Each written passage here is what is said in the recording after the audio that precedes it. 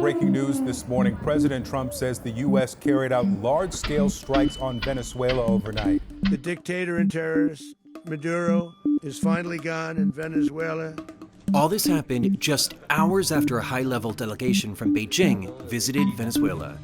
For more than 2 decades, China's been expanding its presence across Latin America, investing billions of dollars constructing solar farms, subway lines, EV factories, and building projects that have drawn U.S. security concerns, like strategically located ports tied to Chinese companies, or a 16-story antenna in Patagonia, erected, China says, to support space research. As the U.S. continues to push forward with its aims in Venezuela after the military strike, the message from Washington is clear. It wants adversaries and rivals out of its backyard. But China is not backing down on its economic and political interests. 中方深化两国各领域务实合作的意愿不会改变。 China has strengthened its ties with Venezuela for more than a decade now, also heightening its influence across Latin America by building mega projects. But after the U.S. military action in Venezuela, where exactly does China go from here? To understand how deep China's roots grow in Latin America, we'll start back in 2001. That's when Chinese leader Jiang Zemin made a landmark 12-day tour of Latin America, the same year China joined the World Trade Organization. As tariffs dropped for the new WTO member, it became much easier for China to trade with other countries. There's a massive infrastructure deficit in Latin America. It's been enduring for decades upon decades, and China is looking to offload, for instance, its steel, export capacity in steel, its capacity in construction development, which has been well developed domestically in China over time. It's Latin America's need for infrastructure and China's need for raw materials like oil, timber, and minerals that helped drive Chinese investment.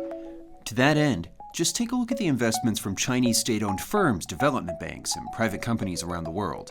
This bar here is money that went to Latin America, the second biggest recipient just after China's backyard in Asia.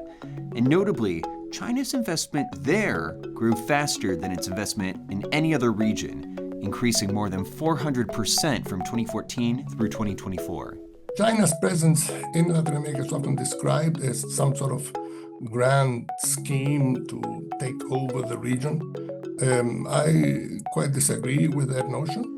Jorge Heine served as Chile's ambassador to China from 2014 to 2017, and he pushed for Latin America to become part of the Belt and Road Initiative.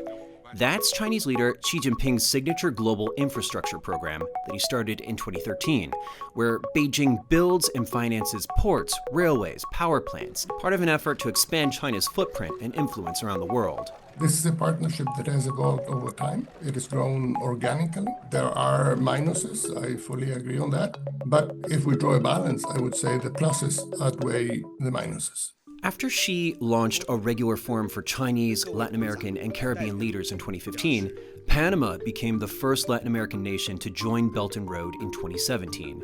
China's state bank lending to the region peaked at the start of the decade, and massive Chinese-funded projects took shape into the 2020s. Among them, the longest bridge in Panama and the Chancay megaport in Peru. Over time, China's role in Latin America has grown far more sophisticated. Chinese companies are now buying and operating assets at the core of national economies, from power grids and telecom networks to mines producing lithium, copper, and other minerals needed for EVs, batteries, and renewable energy systems. Despite U.S. warnings, countries including Argentina and Brazil have partnered with Chinese telecom giants Huawei and ZTE to build their digital networks, giving Chinese firms a foothold in the region's data and communications. Washington has argued since the Obama administration that these deals could create security risks, but in much of Latin America, that rings hollow. The notion that you should be stuck in that infrastructure deficit and not do anything about it, because the United States doesn't like Chinese companies to help you remedy it, is something that, doesn't go down well with Latin American governments. Particularly since the US isn't saying, I will build the port, I will build the railway, I will build the bridge. Here's where things get interesting with Venezuela. It's not even China's biggest trading partner in Latin America. It's these countries. Venezuela has ranked between 6th and 13th each year for the past decade. Despite that, Venezuela became a key political partner for Beijing in a region long dominated by the US. As Washington ramped up pressure and oil sanctions, China stuck by Nicolas Maduro diplomatically. And over the years before that, Beijing had already poured billions of dollars in loans into Venezuela. 中方愿意同美方一道努力，以此为契机，推动两国关系在更高水平上全面深入发展。 China invested in Venezuela's most valuable asset, oil fields. China's public lenders pumped roughly $106 billion into the country between 2000 and 2023, making it the fourth largest recipient of Chinese state financing worldwide during that period. While Chinese loans to Venezuela slowed significantly in recent years, their trade ties continued. So what we're driving through is another example of China expanding its footprint in Latin America.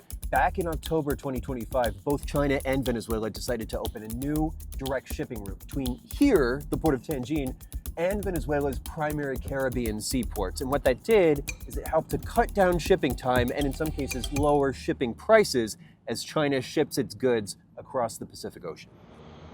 After the US captured Maduro, the White House turned its attention to oil. During conversations led by US Secretary of State Marco Rubio, the Trump administration told Venezuela's interim president Delcy Rodriguez, Venezuela must cut ties with China, Iran, Russia, and Cuba, and agree to partner exclusively with the US on oil production. What we're not going to allow is for the oil industry in Venezuela to be controlled by adversaries of the United States. You have to understand, why does China need their oil? Beijing says its oil contracts are protected under international law, but China only buys 4% of its oil from Venezuela. And experts note China may have already reached its peak oil consumption, moving rapidly towards zero-emission energy sources and leading the world in EV adoption.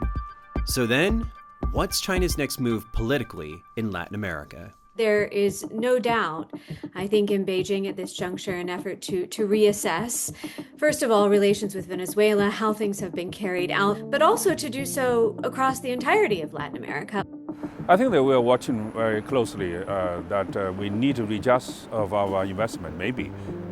Some countries are too anti-American. It's very dangerous for China. The risk will be very high. Even before Maduro fell, China's influence in Latin America was already under pressure. In 2025, Panama walked away from the Belt and Road Initiative, saying the deal just wasn't worth it.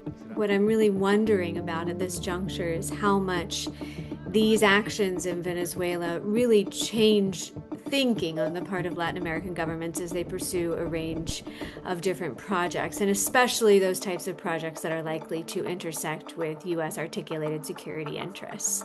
For now, it's unlikely that China will pull back from its extensive ties with Latin America because... Well, China needed Latin America, and Latin America needed China also. It's an economic imperative. At this point, the region is fundamental for China as it looks to export massive excess capacity, right, in a wide range of sectors that China has been promoting from a policy perspective now for a number of years. The Chinese message has been that China is a partner that offers stability and predictability. In diplomacy, this is very important. You could say that the United States today is not exactly a prime example of stability.